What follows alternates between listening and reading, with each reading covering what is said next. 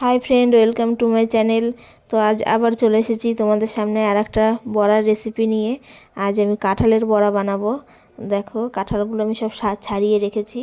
আর কিছুটা গোবিন্দভোগ চাল আগে থাকতে ভিজিয়ে রেখেছিলাম, কারণ আমার কাছে চালের গুঁড়ো ছিল না, সেই জন্য। তো তোমরা হয়তো ভাবছো আমি শুধু বড়াই বানাই। তো বড়া খেতে আমার খুব একটা এমনিতে খারাপ লাগে না। তাছাড়া আমাদের একটা মামা একটা কাঁঠাল দিয়েছিল। তো আমাদের বাড়িতে কাঁঠাল কেউ খায় না, শুধু আমি আর আমার মেয়ে খাই। তো অত বড় কাঁঠালটা কি করব, তাই ভাবলাম বড়াই বানিয়ে রাখি, নষ্টও হবে না, আবার অনেক দিন রেখেও খাওয়া যাবে। সেই জন্য দেখো, আমি কাঁঠালের বড়া বানাচ্ছি।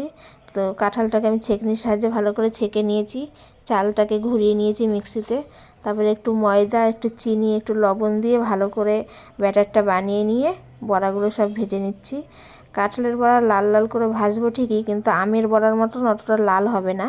তো আমার বড়া দেখো ভালোই কিন্তু ফুলে উঠেছে বড়াগুলো। তো বড়া প্রায় হয়ে এসেছে, এখন তুলে নেব। তো বড়া আমার রেডি। Tata, bye bye.